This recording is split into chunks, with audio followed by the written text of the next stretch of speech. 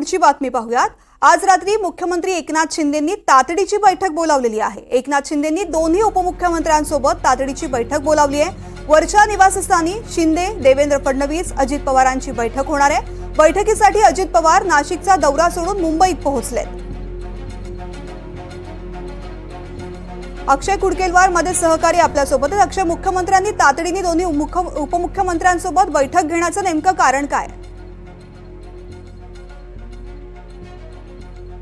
वर्षा, तृप्ती, आपण जर बघितलं तर या सगळ्याबाबत वेगवेगळ्या चर्चा आणि वेगवेगळे तर्क व्यक्त केले जात आहेत। कारण मुख्यमंत्री एकनाथ शिंदे यांचा आज दिल्ली प्रस्तावित दौरा होता, तो त्यांनी दुपारी रद्द केला आणि यानंतर आज सायंकाळच्या सुमारास त्यांनी दोन्ही उपमुख्यमंत्र्यांना त्यांच्या वर्षा या निवासस्थानी बोलवून घेतलं आणि एक महत्त्वाची बैठक आहे अशा प्रकारचा निरोप अजित पवार यांना देखील गेला। ते देखील त्यांची जनसन्मान यात्रा जी आहे ती सोडून मुंबईच्या दिशेने रवाना झालं असल्याचं कळतंय।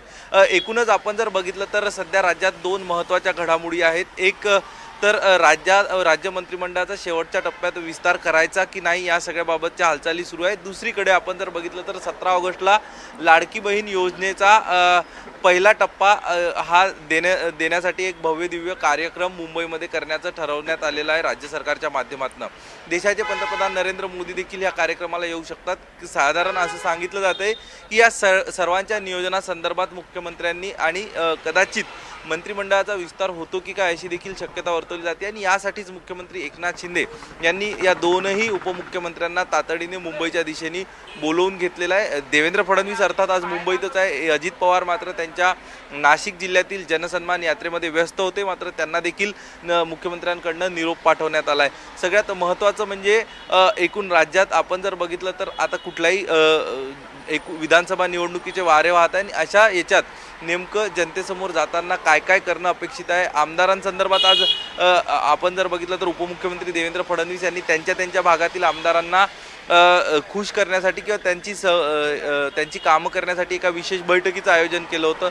मुख्यमंत्र्यांनी देखील आज महत्त्वाच्या बैठकांचा धडाका लावला आणि अशा पार्श्वभूमीवर आज आणखी एक महत्त्वाची घडामोड ही देखील आहे की उद्यापासून राज्यात उद्या ऑगस्ट क्रांती दिन आहे आणि उद्या राज्यात हर घर तिरंगा योजनेचा जो आहे तो शुभारंभ केला जाणार आहे आणि या पार्श्वभूमीवर आज नेमकं मुख्यमंत्री या बैठकीत काय जाहीर करतात हे बघणं महत्त्वाचं असणार आहे। तृप्ती, अक्षय, मला याचबद्दल ज्याचा तू उल्लेख केला तेच तुला विचारायचं होतं। देवेंद्र फडणवीस यांनी 8 वाजता रात्री पश्चिम महाराष्ट्रामधल्या नेत्यांची भाजपच्या बैठक बोलावलेली होती। ही बैठक संपन्न झालेली आहे की पुढे ढकलण्यात आलेली आहे या आता तातडीच्या बैठकीमुळे? नाही, सध्या तरी याबाबत आपल्याला अधिकृत माहिती मिळू शकली नाही, कारण उपमुख्यमंत्री देवेंद्र फडणवीस यांनी जी बैठक बोलवलेली आहे त्या बैठकीला काही आमदार पोहोचतानाचं चित्र काही वेळापूर्वी सागर बंगल्यावर होतं। त्यामुळं कदाचित असं देखील होऊ शकतं की उपमुख्यमंत्री देवेंद्र फडणवीस यांच्या माध्यमातून ही बैठक बोलवली जरी असली तरी ती आटोपशीर घेतली जाईल, आटोपती बैठक घेतली जाईल आणि यानंतर देवेंद्र फडणवीस मुख्यमंत्र्यांनी बोलवलेल्या महत्त्वाच्या बैठकीत सहभागी होतील। मात्र तुर्तास तरी ही बैठक रद्द झाल्यासंदर्भात कुठलीही माहिती नाही, कारण दररोज देवेंद्र फडणवीस यांच्या माध्यमातून महाराष्ट्रातल्या विविध विभागवार बैठकांचं आयोजन केलं जातं। काही दिवसांपूर्वी मराठवाड्याची घेण्यात आली होती, विदर्भात ज्यावेळी देवेंद्र फडणवीस होते त्यावेळी नागपूर येथे त्यांनी विदर्भात तुझ्याकडून जाणून घेत राहू। तुर्तास संपूर्ण सविस्तर माहितीसाठी धन्यवाद।